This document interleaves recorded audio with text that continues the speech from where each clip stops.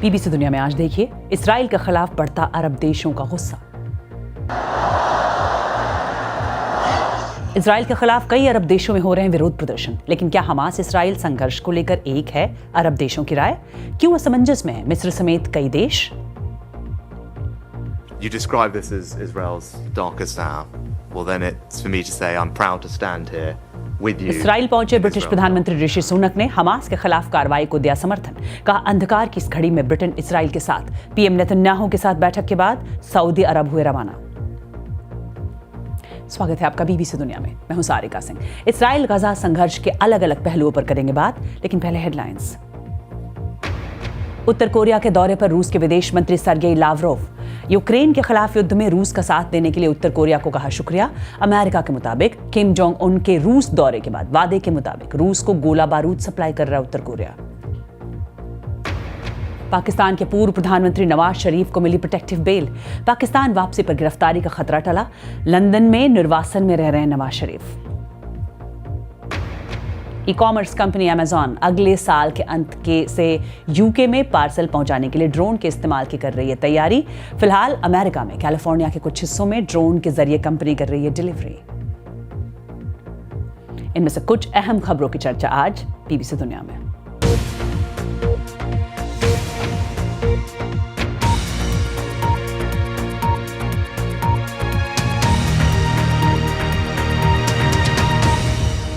Israel Hamas संघर्ष को लेकर एक और जहां अरब देश एकजुट हो रहे हैं, वहीं अमेरिका और ब्रिटेन जैसे दुनिया के बड़े देश इस्राइल के साथ खड़े नजर आ रहे हैं।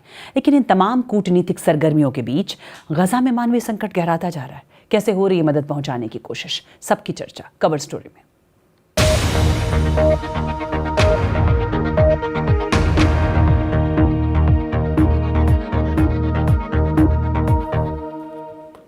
मध्य पूर्व संकट को लेकर अंतर्राष्ट्रीय स्तर पर हलचल तेज हो गई है। कल अमेरिकी राष्ट्रपति जो बाइडेन के बाद आज ब्रितानी प्रधानमंत्री ऋषि सुनक इस्राइल पहुंचे। वहां उन्होंने इस्राइल के साथ एकजुटता दिखाई और हमास के हमले की कड़े शब्दों में निंदा की। You describe this as Israel's darkest hour. Well, then it's for me to say I'm proud to stand here with you in Israel's darkest hour. As your friend, we will stand with you in solidarity. We will stand with your people, and we also want you to win. Thank you. और Hamas के rocket हमलों के जवाब में Israel की कार्रवाई की वजह से गजा में मानवीय संकट गहराता जा रहा है। इस्राइली घेरेबंदी के कारण लोग खाना, पानी, दवाओं और ईंधन के लिए तरस रहे हैं। मिस्र और गजा के बीच राफा क्रॉसिंग शुक्रवार को खुलने की उम्मीद है। इससे राहत सामग्री से भरे 20 ट्रक दक्षिणी गजा तक पहुंच पाएंगे। ये समझौता अमेरिकी राष्ट्रपति जो बाइडेन, इस्राइल और मिस्र के राष्ट्रपति अब्दुल फतह अल सीसी की मध्यस्थता में हुआ है। इस रास्ते पर सड़क की मरम्मत की जा रही है ताकि बड़े बड़े ट्रक यहां से गुजर सकें। इस्राइल ने कहा कि वो राहत सामग्री को आने से नहीं रोकेगा, लेकिन ये सप्लाई हमास के लड़ाकों तक नहीं पहुंचनी चाहिए। इस्राइल हमास संघर्ष के बीच फिक्र इस बात की है कि मौजूदा संघर्ष इलाके के दूसरे देशों को भी अपनी चपेट में ले सकता है। लेकिन कैसे? देखिए बीबीसी संवाददाता जेम्स लैंडेल की ये रिपोर्ट। बैरूत और इस्तांबुल की सड़कों पर प्रदर्शन। मध्य पूर्व और उत्तरी अफ्रीका के तमाम देशों की राजधानियों में ऐसे ही दृश्य दिखे। इस्राइल के खिलाफ गुस्सा बढ़ता ही जा रहा है, लेकिन हमेशा से ऐसा नहीं था। हाल के वर्षों में कुछ अरब नेताओं ने फलस्तीनियों को अनदेखा कर आर्थिक संबंधों को बेहतर करने के लिए अमेरिका की मध्यस्थता में इस्राइल के साथ समझौते किए। इस क्षेत्र में फिलहाल घबराहट का माहौल है, जहां मौजूदा संघर्ष को बढ़ने से रोकने के लिए तमाम कोशिशें की जा रही हैं। उदाहरण के लिए ईरान और सऊदी अरब के बीच फोन पर सीधी बातचीत हुई है। इसके अलावा कतर और दूसरे अरब देशों में भी तनाव कम करने के प्रयास किए जा रहे हैं। मिस्र के राष्ट्रपति अब्दुल फतह अल सीसी को ही लीजिए। वो बिल्कुल नहीं चाहते कि गजा में हो रहे संघर्ष की आंच उनके देश में वहां तक पहुंचे जहां पहले से ही अस्थिरता है। उन्होंने कहा कि मिस्र फिलिस्तीनियों के मसले से निपटने के लिए सैन्य बल का इस्तेमाल नहीं करेगा। गजा में फिलिस्तीनियों का मिस्र में जबरन विस्थापन चिंता का सबब होगा। और उधर ईरान में भी प्रदर्शन हुए हैं। इससे संकट बढ़ने की आशंका है। मंत्रियों ने साफ तौर पर संकेत दिया है कि ईरान समर्थक लड़ाके इस्राइल पर हमला करने के लिए हमास का साथ दे सकते हैं।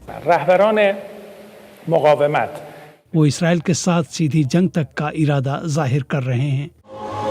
लेकिन क्या उसमें हिजबुल्लाह के ये लड़ाके शामिल होंगे? ईरान समर्थित चरमपंथी जिन्हें पश्चिमी देशों ने आतंकवादी घोषित किया है, यहाँ इस साल की शुरुआत में ट्रेनिंग ले रहे थे। क्या वो लेबनान से इसराइल पर हमला करेंगे? कई विश्लेषकों का कहना है कि व्यापक जंग ईरान के हित में नहीं।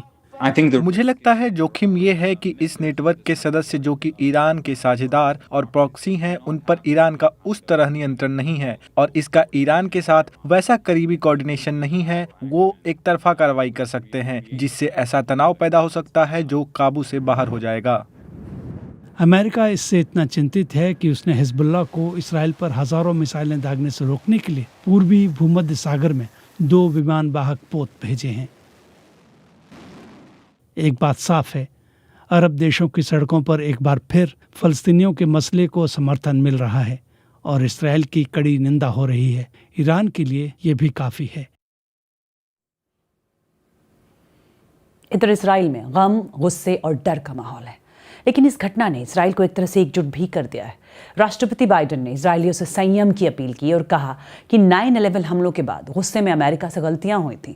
इस रिपोर्ट में बीबीसी संवाददाता लूसी विलियमसन इसराइलियों के मूड को समझने की कोशिश कर रही हैं। इसराइल तैयारी कर रहा है, उसका टारगेट है हमास। इन अभ्यासों में आम लोगों को जान माल के नुकसान से बचाने की भी ट्रेनिंग दी जा रही है, लेकिन इसराइल जानता है कि गजा में होने वाली लड़ाई में कुछ भी हो सकता है। अमेरिकी राष्ट्रपति ने एक सलाह दी, सरकार के गुस्से को जंग के नियमों की जगह नहीं लेनी चाहिए। ओफा किम में खाली घरों, वीरान फुटपाथों की शक्ल में डर साफ दिख रहा है। यहाँ करीब 50 लोगों की मौत हुई थी। यहाँ के मेयर बताते हैं कि उन्हें एक रात में लोगों की हजारों कॉल्स आती हैं, जिन्हें लगता है कि बंदूकधारी उनके आसपास घूम रहे हैं। 18 साल के डैनियल कहते हैं कि इसराइल में अब हर ओर मातम पसरा है। अपनी सैन्य सेवाएं शुरू करने से 2 महीने पहले उन्होंने हमले में एक करीबी दोस्त को खो दिया। अब मैं किसी भी नेता की कही बात पर तब तक भरोसा नहीं करता जब तक वो अपने शब्दों को अमल में नहीं लाते। लोग घरों से निकलने में डर रहे हैं। अगर इसराइल ने हथियार डाल दिए तो फलस्तीनी हमें मार डालेंगे। अगर फलस्तीनी अपने हथियार डाल दें तो शांति आ सकती है। इन हमलों से इसराइल को जो क्षति पहुंची है उससे सरकार पर दबाव है। उसके लिए अपने नागरिकों की रक्षा का मतलब है हमास को तबाह करना। इसके खतरे को लेकर दोस्तों, दुश्मनों और पड़ोसियों से मिल रही चेतावनियों पर देश के भीतर से दबाव भारी पड़ रहा है। शेरोन तेल अवीव के अमीर लोगों के लिए खाना बनाया करते थे। अब वो मोर्चे पर डटे सैनिकों के लिए यही काम करते हैं। एक धुर वामपंथी सरकार विरोधी प्रदर्शनकारी जिन्होंने जंग का समर्थन करने के लिए अपनी आलोचना रोक दी, अब वहाँ एक नए तरह की राष्ट्रीय एकता देखने को मिल रही है। अब हमें अपने बच्चों और उनके बच्चों के बीच चुनना होगा। आपका क्या मतलब है? कहते हैं कि जब चर्चिल ने बर्लिन पर बॉम्ब बरसाया था तो ये नहीं पूछा था कि हिटलर को वोट किसने दिया। तो हम एक देश से जंग लड़ रहे हैं, हमें उनसे लड़ने का अधिकार है। गजा में बंधक बनाकर रखे गए लोगों के परिवारों ने बीते दिन राष्ट्रपति जो बाइडेन से अपील की। उन्होंने कहा कि जंग पहली प्राथमिकता नहीं है। इसराइल के लोग 2 तरह के सदमों से जूझ रहे हैं। एक तरफ उनका देश है तो दूसरी तरफ ये डर कि क्या उनके अपने बच पाएंगे। उधर गजा पर जारी इजरायली हवाई हमलों के बीच फ़लस्तीनी मीडिया का कहना है कि हमास सिक्योरिटी फोर्सेस के प्रमुख जिहाद महसीन इन हमलों में मारे गए हैं। महसीन परिवार के सदस्य भी हमले का निशाना बने हैं। ऐसी खबरें मिल रही हैं कि हमास के सह संस्थापक रहे अब्दुल अजीज़ अल रंतीसी की पत्नी भी हमले में मारी गई हैं। गजा में स्वास्थ्य अधिकारियों का कहना है कि इजरायली हमलों में अब तक 3,800 से अधिक फ़लस्तीनी मारे गए हैं, जिनमें 1,500 से अधिक बच्चे थे। इस बीच प्रधानमंत्री नरेंद्र मोदी ने फ़लस्तीनी प्राधिकरण के राष्ट्रपति महमूद अब्बास से बात की और गजा में अस्पताल पर हुए हमले को लेकर दुख जताया। उन्होंने कहा कि भारत फ़लस्तीनी लोगों के लिए मानवीय सहायता भेजता रहेगा। चीन के बेल्ट एंड रोड इनिशिएटिव के 10 साल पूरे होने पर कई देशों के नेता इस हफ्ते बीजिंग में मिले। खरबों डॉलर के इस प्रोजेक्ट के जरिए 100 से ज्यादा देशों में इंफ्रास्ट्रक्चर से जुड़े काम किए गए हैं। इसी तरह का एक प्रोजेक्ट है इंडोनेशिया का वूश रेल प्रोजेक्ट। ये दक्षिण पूर्व एशिया की पहली हाई स्पीड रेल परियोजना है। चीन और जापान के बाद Indonesia high speed rail network वाला एशिया का तीसरा देश बन गया है। देखिए बीबीसी संवाददाता निक मार्श की रिपोर्ट। ये दक्षिण पूर्व एशिया की सबसे तेज ट्रेन है। ये अमेरिका और ब्रिटेन जैसे देशों की ट्रेनों से भी ज्यादा तेज है। अभी मैं जकार्ता में हूँ और बांडुंग जा रहा हूँ। हम सड़क के रास्ते बांडुंग जाते तो इसमें लगभग 3 घंटे लगते, लेकिन वूश ट्रेन से महज 45 मिनट लगेंगे। वूश का इंडोनेशियाई भाषा में मतलब होता है समय बचाने वाला और भरोसेमंद। ये बेल्ट एंड रोड इनिशिएटिव का हिस्सा है। इसमें इंडोनेशिया की 60% और चीन की 40% हिस्सेदारी है। इसे शुरू करने में पहले कुछ दिक्कतें आईं, लेकिन अब आम लोगों के लिए इसे खोल दिया गया है। इससे पहले केवल अधिकारियों और पत्रकारों को ही इस ट्रेन से यात्रा कराई गई थी, पर असल में ये परियोजना पहले चीन के हाथ में नहीं थी। बोली लगाते वक्त जापान को इसके लिए सबसे मजबूत दावेदार माना जा रहा था। जापान में Shinkansen high speed rail system है। जापान का कहना था कि वो जीरो इंटरेस्ट के साथ इस परियोजना को बनाएगा, लेकिन वो इंडोनेशिया की सरकार से भरोसा चाहता था कि अगर आगे कुछ दिक्कत आई तो इंडोनेशिया की सरकार फंड देने में मदद करेगी। लेकिन फिर चीन ने इसे कम लागत और बेहद कम समय में तैयार करने का ऑफर दिया। उन्होंने कहा कि इंडोनेशिया की सरकार से उन्हें कोई गारंटी भी नहीं चाहिए। हालांकि उन्होंने अपने लोन पर 2% ब्याज की मांग जरूर की। कई लोगों को हैरान करते हुए इंडोनेशिया की सरकार ने चीन को ये प्रोजेक्ट दे दिया, पर पूरा होते होते इस प्रोजेक्ट में 3 साल की देरी हो चुकी थी। इसकी लागत भी $2 अरब बढ़ गई और ब्याज लगभग 3.5% हो चुका था। और अंत में इंडोनेशिया की सरकार को इसमें कुछ रकम भी लगानी पड़ी। हम बांडुंग पहुंच चुके हैं और मानना पड़ेगा कि ये काफ़ी तेज़ है। इंडोनेशिया जैसे देश अपना इंफ्रास्ट्रक्चर बेहतर करने की कोशिश कर रहे हैं और चीन इसमें मदद कर सकता है। और अगर सब कुछ ठीक रहा तो ये दोनों देशों के लिए अच्छा होगा। और हो सकता है आने वाले वक्त में ड्रोन से डिलीवरी का चलन बढ़ेगा। ई कॉमर्स कंपनी अमेजॉन ने घोषणा की है कि वो अगले साल के आखिर से यूके में पार्सल पहुंचाने के लिए ड्रोन का इस्तेमाल शुरू कर देगी, जो 1 घंटे में सामान ग्राहक तक पहुंचा भी देगा। कंपनी फिलहाल अमेरिका में कैलिफोर्निया के कुछ हिस्सों में ड्रोन के जरिए डिलीवरी कर रही है। देखिए कैलिफोर्निया से बीबीसी संवाददाता एमा सिम्पसन की रिपोर्ट। आप जानते हैं कि ऑनलाइन ऑर्डर का इंतजार करना कैसा होता है, ये सोचते हुए कि डिलीवरी वैन कब आएगी। लेकिन इस दूरी को देखिए, ये सीधे आसमान से आ रही है। कैलिफोर्निया के एक छोटे शहर लॉकफोर्ड में अमेज़न अपने ग्राहकों को पैकेज डिलीवर करने के लिए ड्रोन्स का इस्तेमाल कर रहा है और ये सुविधा अब यूके में भी आ रही है। जेफ को ये पसंद है। ये मजेदार है। मैंने कभी नहीं सोचा था कि मेरे घर के पिछले हिस्से में पैकेज डिलीवर होंगे। और इस शोर का क्या? शोर थोड़ा तेज है, लेकिन यह मुझे परेशान नहीं करता। तो ये काम कैसे करता है? अमेज़न की लॉन्च फैसिलिटी में हम इन अनदेखे दृश्यों को सबसे पहले देख रहे हैं। यहाँ एक पार्सल जा रहा है। ये जूते के डिब्बे से बड़ा नहीं हो सकता, ना ही इसका वजन 5 पाउंड से अधिक हो सकता है। ये ड्रोन 3.5 मील के दायरे में अपने ग्राहकों तक पहुंच सकता है।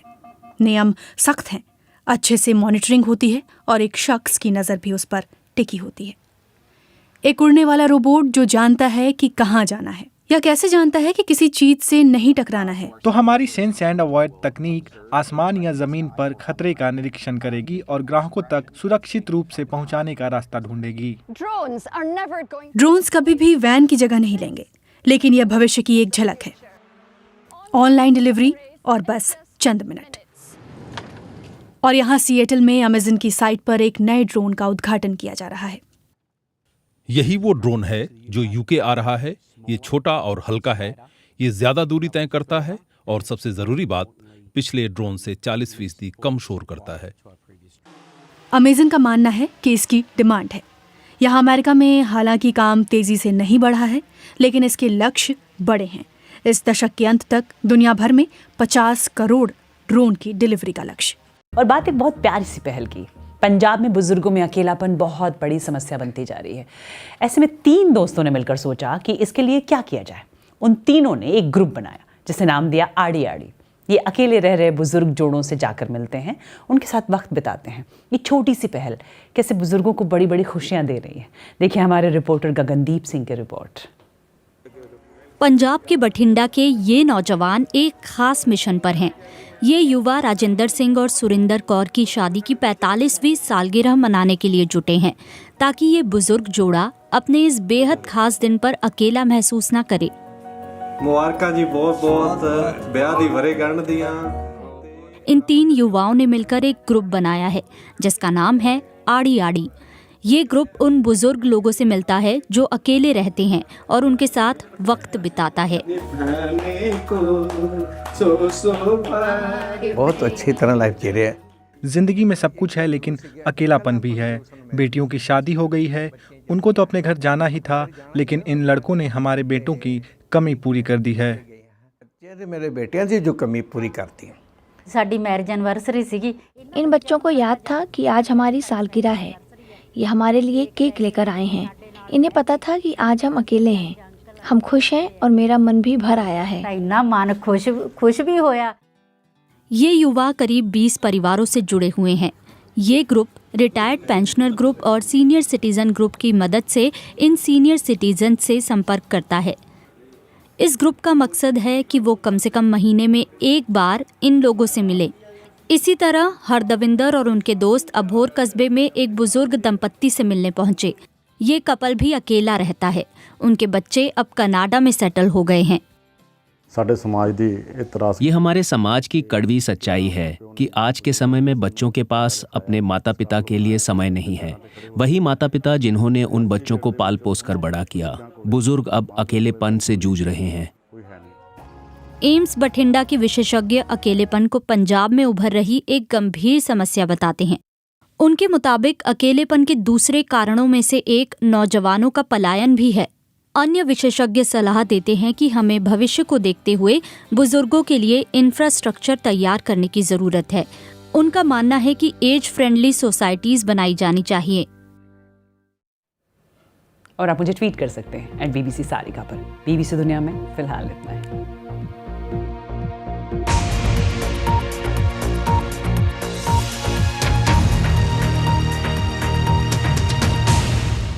Thank you.